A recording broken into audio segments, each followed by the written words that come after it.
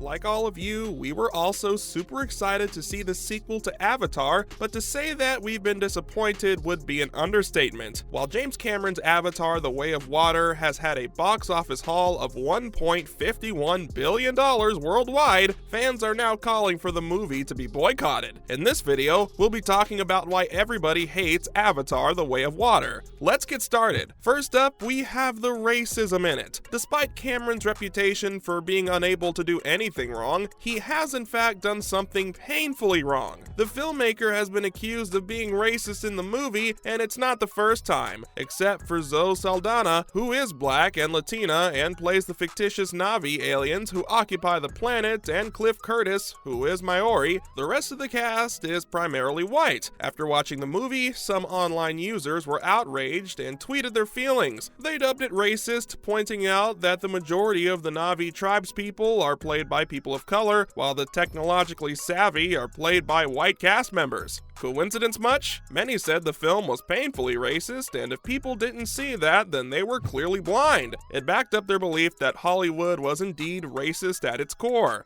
You cannot deny the lack of representation in the movie. Following accusations of racism that followed the debut of the original Avatar, the term blueface was developed, and its use is similar to that of blackface or yellowface. Moving on to the appropriation of Native American culture. Similar to its predecessor, the sequel is based on a tale of colonizers illegally occupying tribal lands. According to Cameron's narrative, the colonizers are humans who require a new habitable planet due to Earth's decreasing supply of resources. The latest Avatar film, like the last one, has adopted a mashup of many indigenous cultures' histories for the film. Yue Begay, a co-chair of the Indigenous Pride LA and a Native American social media personality, expressed her displeasure with the movie. Her post received a lot of attention. Begay urged people on Twitter to not watch the movie and join Native Americans and other indigenous communities worldwide in boycotting this terrible and racist movie. Begay added that in order to satisfy a white man's savior mentality, indigenous cultures were hijacked in a damaging manner. Autumn Asher Blackdeer, an assistant professor in the University of Denver's Graduate School of Social Work, also took to social media to voice her criticisms. She said that why should we spend our time watching a ridiculous movie about blue aliens when we could just support actual indigenous people? She does have a point. Even Cameron himself has admitted to this accusation. When fighting a lawsuit alleging that he copied the plot of Avatar, Cameron said that the film's narrative was based on indigenous history. In an old interview, Cameron basically said that if native communities had fought back harder against colonization, then they wouldn't be suffering right now.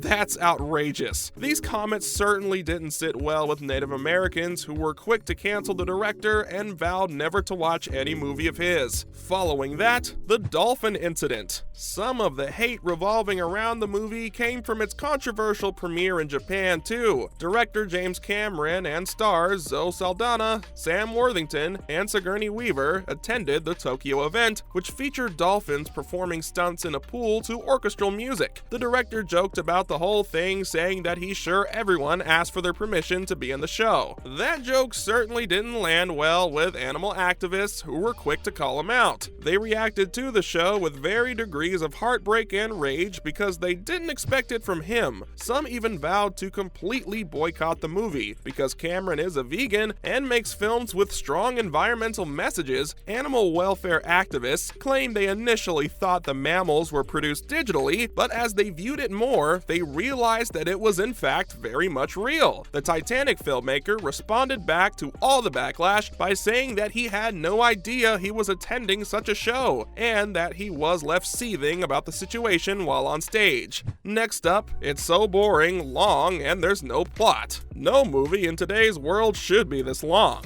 There, we said it, especially one where the plot is non-existent. The last battle dragged on for far too long, but so did the rest of the movie, which went along slowly for the first 2 acts before launching us straight into the final act. There's literally no justification for the movie to be 3 hours and 12 minutes long. Without a doubt, the plot doesn't support it. The spectacular effects in 3D would have looked just as good if the running time was 2 hours and 12 minutes. The running time could have easily been cut by 45 minutes or more, which would have greatly sped up the movie. It's not like none of the parts of the movie weren't interesting. The aquatic stuff, especially Loak's relationship with the outcast whale, was heartwarming to watch, but there were definitely other parts of the movie which could have been shortened. It seems like the movie was stretched up to 3+ hours for no reason other than Cameron's insatiable need to play with his toys and somehow try to make it appear that it was serving the story. There's no doubt that James is a gifted filmmaker,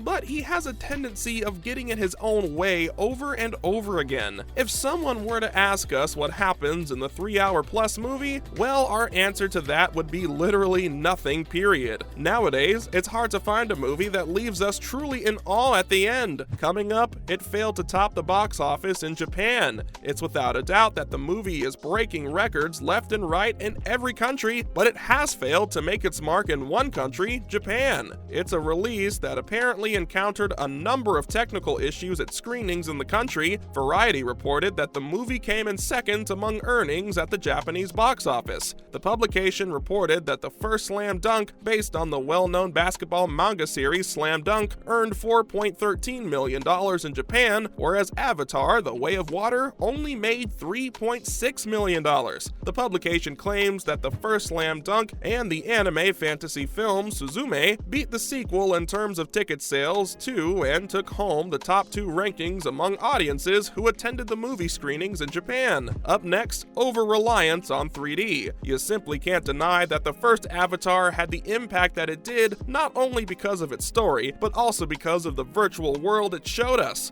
But since then, things have changed. The rise of Marvel movies and other superhero movies has normalized CGI to the point where the thrill it once had has been lost. This was all a fresh concept back in 2009, but now it's overused. Avatar 2 became weighed down in the technicalities rather than creating a unique, complex plot. The filmmaker forgot that CGI only works when there's a good enough story attached to it. It felt like we were being assaulted by the 3D experience throughout the movie. Because of this, The Way of Water appears mediocre even on a huge movie theater screen, but Avatar performed well even for those who watched it on a cheap laptop. Even while portions of the CGI and landscape and Way of Water are stunning, the film frequently breaks up its flow with weird editing, jarring cuts, and even more jarring zooms. Aggressive digital zooms occur frequently throughout the movie, robbing you of any sense of immersion. James Cameron's attempt to make 3D big again might have just failed. Following that, the dialogue. Now, the first Avatar didn't have much compelling dialogues to begin with, but the sequel has taken it to another low. We're speechless at how awful so much of the dialogue in the movie was, particularly the teenage dialogue. The overuse of the terms bro and cuz was terrible and distracting, especially between Jake's children. This isn't how people talk, let alone Na'vi people who have been raised in a traditional tribe. It makes no sense to make them talk like this on an alien planet. The movie just has too much going on at all times, and it becomes hard to concentrate on just one aspect. The dialogues between the Tolkien whales and the Na'vi were also a little ridiculous. There was surely some other better way to portray these conversations. On top of that, the Na'vi bullies were just too cliched. The monologues seem to be written by a 10-year-old, and the words spoken by the characters aren't actually memorable. It's almost hilariously bad, at times. Among some of the worst dialogues are, "Our family is our fortress everywhere we go," and "A father protects. This is what gives him meaning." It's the kind of foolishness you'd expect from Vin Diesel and any Fast and the Furious movie, but it suits the franchise and makes sense. Here, it's just painstakingly average. Pretty visuals can only get the film so far. Finally, the arrogance of James Cameron is on display. The greatest way we can describe The Way of Water is that James Cameron is being excessively indulgent here. There's a level of arrogance present that we simply find to be quite unappealing. The whole movie is conceited and self-indulgent, and we believe that the novelty that made it acceptable in the first movie has worn off for viewers, at least for us. All we see now is an expensive cartoon because the wow element has vanished. Avatar: The Way of Water is ultimately too daring for its own good. It's a groundbreaking and ambitious movie that sinks in Cameron's ego. It reminds us that the Titanic filmmaker is very, very human, and let's face it, that realization is probably the worst thing.